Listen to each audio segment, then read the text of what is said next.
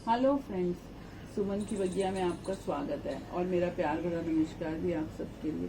देखिए, आज तो बहुत ही बढ़िया प्लांट, बहुत इजी है जिसको कि ग्रो करना, उसके बारे में मैं आपसे बातें शेयर करने आई हूँ। देखिए, इसको कहा जाता है स्पाइडर प्लांट और कहा जाता है, इसको साइंटिफिक नेम है क्लोरोफाइटम कॉमोसम, और कई लोग उसको एयरप्लेन प्लांट के नाम से भी जानते हैं।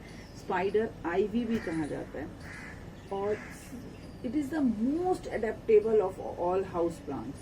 बहुत बढ़िया, इतना बढ़िया कि मतलब आप बस लगाओ और चल पड़ेगा, कोई कुछ आपसे कोई डिमांड नहीं करेगा। ये वेरी इजी टू ग्रो और किसी भी वाइड रेंज ऑफ कंडीशंस में ये चल जाता है। और इसी प्रॉब्लम्स की जहाँ तक बात करें तो फर्स्ट वेरी फ्यू प्रॉब्लम होती ही नहीं है अदर देन ब्राउन टिप्स, और कोई प्रॉब्लम इसमें नहीं होती है।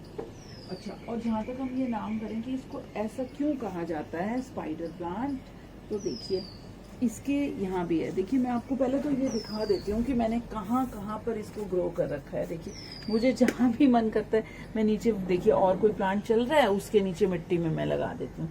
देखिए, मैंने यहाँ ग्रो कर रखा है, और मैंने अभी आपको हैंगिंग बास्केट दिखा रही थी, इसमें ग्रो कर रखा है। और ये देखिए, मैंने आपसे शेयर किया था, छोटा सा प्लांटर बनाया था, देखिए कितना ब्यूटीफुल लग रहा है, इसमें ग्रो कर रखा है। और दिखाती हूँ, और चलते हैं आज ये देखिए ऊपर पीवीसी पाइप में, जब मैंने ये प्लांटर बनाया था, आप लोगों से शेयर किया था, तो मैंने ऊपर बिगोनिया लगाया था। उसके थोड़े दिन बाद ही मैंने बताया था कि मैंने चेंज करके स्पाइडर लगा दिया। देखिए, अब इसके बेबी भी आ गए हैं। देखिए, और दिखाती हूँ आपको, और भी देखिए इस तरह से मैं, ये देखिए हाँ थोड़ी सी मुझे दिखाई दी सॉइल जहाँ भी, तो मैं यहाँ भी लगा रखा। तो इस तरह से हम इसको बॉटल में, तो कहीं भी किसी भी तरह से हम ग्रो कर सकते हैं। हैंगिंग बास्केट्स तो बहुत सुंदर लगती हैं। अभी जो मेरी वाली हैंगिंग बास्केट है, अभी पूरे इसके बेबी मतलब नहीं आए हैं, जब ये पूरी भर जाएगी तो बहुत सुंदर लगेगी। अब हम ये बात करते हैं कि इसको क्यों कहा जाता है स्पाइडर प्लांट, तो क्योंकि इसके जो स्पाइडरेट्स होते हैं ना, ये जो बेबी प्लांट्स निकलते हैं, विच टैंगल डाउन, ये देखिए ये which tangle down from the mother plant like spiders on a web.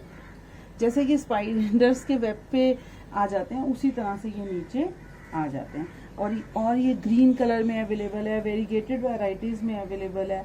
और जब भी ये स्पाइडरेट्स आते हैं, इससे पहले इसके वाइट फ्लावर्स आते हैं। अभी मेरे किसी में भी आए नहीं हुए, नहीं तो मैं आपको दिखाती, ये भी है। तो वाइट फ्लावर्स देख रही हूँ मैं कि कहाँ आए हुए हैं वाइट फ्लावर्स। हाँ, देखिए वाइट फ्लावर्स, पहले वाइट फ्लावर्स आते हैं, फिर ये बेबीज बन जाते हैं। तो इसकी जहाँ तक हम केयर की बात करते हैं, तो इसकी केयर जो है वो बहुत इजी है। बहुत मतलब इतना टफ प्लांट है कि आप इसको किसी भी तरह से रखेंगे, it can tolerate all those things. और ये तो एक्सीलेंट प्लांट है न्यूबी गार्डनर्स के लिए, और those without a green thumb, वो भी अगर इसको लगाएंगे उनके लिए बहुत बढ़िया प्लांट है। इससे बढ़िया प्लांट नहीं हो सकता कोई।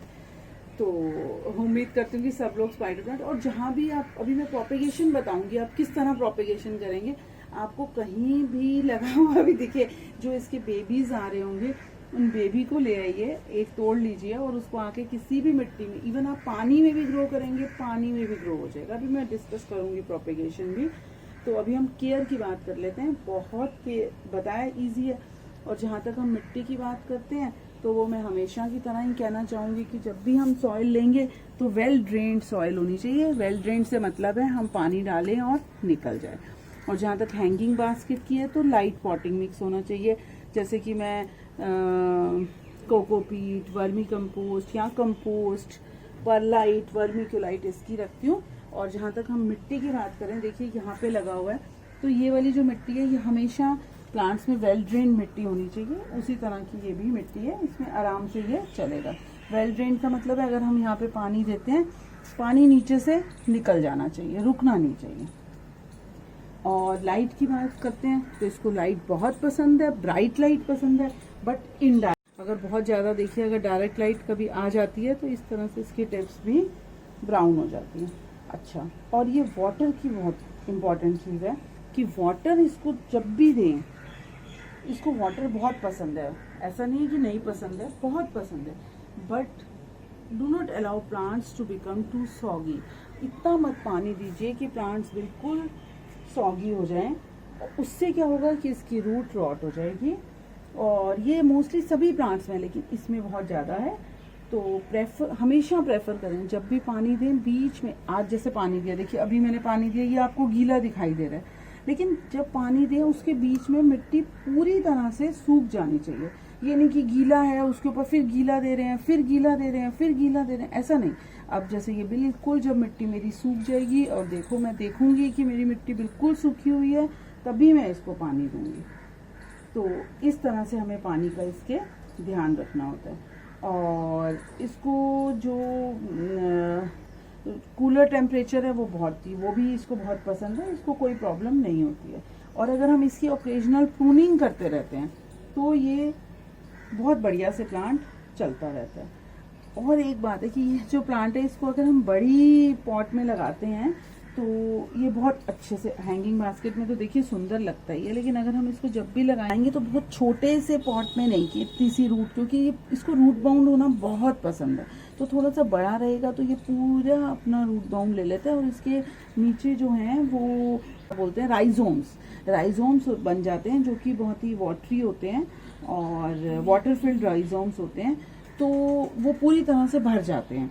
तो इसको इसलिए बार बार रीपॉट नहीं करना चाहिए, क्योंकि इसको रूट बाउंड होना पसंद है। तो ये पूरी तरह से भर जाएगा जब इसमें इतना बड़ा हो जाए कि इसके अंदर पानी देना भी मुश्किल हो जाए, तब भी इसको रूट बाउंड करना चाहिए। जब और इसकी जो रूट्स हैं बाहर आने लगे, लेकिन मैं तो इसको वो ये चीज़ें उसमें बता रही हूँ जो सिर्फ आपने एक पॉट में एक ही स्पाइडर प्लांट लगा रखा होगा। मैं तो इस तरह से लगाती रहती हूँ। अगर आपने पूरा लगा रखा तो जैसे मैंने हैंगिंग बास्केट में लगा रखा है, उसको आसानी से आपको रिपोर्ट नहीं करना जब तक कि उसकी रूट्स जो हैं विजिबल ना हो जाए और पानी देना उसमें मुश्किल ना हो जाए, क्योंकि ये नीचे से पूरा राइजोम से भर जाएगा और बहुत सारे प्लांट्स आप इससे डिवाइड करके बना सकते हैं। लेकिन जनरली हम क्या करना चाहिए कि जो स्पाइडर प्लांट्स बेबीज बन रहे हैं, अगर हम इसको भी प्रोपेगेशन में कर लेंगे, लगा लेंगे, तो इजीली हमारा प्लांट ग्रो हो जाएगा। और जहाँ तक फर्टिलाइज़र की बात करते हैं, तो इसको बहुत नॉट वेरी हाई फीडर, इसको कोई ज़्यादा फर्टिलाइज़र की ज़रूरत नहीं है। जो लिक्विड फर्टिलाइज़र जो भी फर्टिलाइज़र आप देते हैं अपने प्लांट्स को, वो दे दीजिए। अगर साल में 2 बार फरवरी सितंबर में देंगे तो भी बढ़िया। अगर हर महीने भी अगर आप देते हैं, लाइक जैसे मेरी कंपोस्ट बनती है तो मैं हर प्लांट को थोड़ा सा देती रहती हूँ, क्योंकि कंपोस्ट बनाते वक्त भी निकलता रहता है फर्टिलाइज़र, पानी निकलता है, तो दे देंगे तो कोई दिक्कत नहीं आएगी, बढ़िया से ये चलता रहेगा। और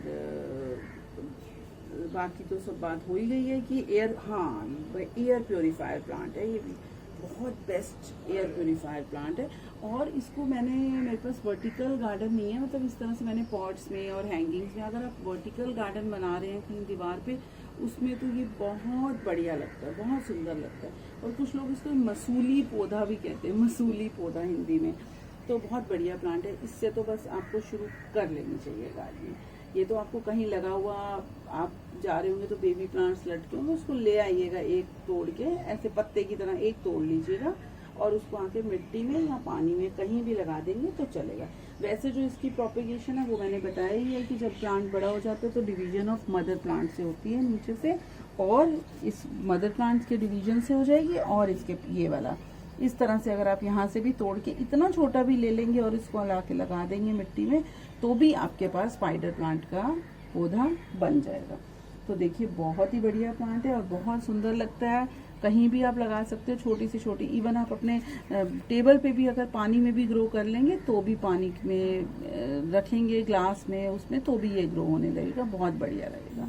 तो चलिए, और मैं आप लोगों से एक रिक्वेस्ट भी करना चाहूँगी कि मेरे व्यूअर्स में से जिसने सुमन की बगिया को सब्सक्राइब ना किया हो, प्लीज़ सब्सक्राइब कर लें, बेल आइकन भी दबा दें, और ताकि आने वाली वीडियो की नोटिफिकेशन आप तक पहुंच सके। और लाइक भी कर दीजिएगा, शेयर भी कर दीजिएगा, और बस इसी उम्मीद के साथ कि फिर से बातें करूँगी आपसे, फिर मिलूँगी, फिर आऊँगी, फिर बातें करेंगे, फिर अपनी अनुभव आपसे शेयर करूँगी। तो चलिए, ओके बाय।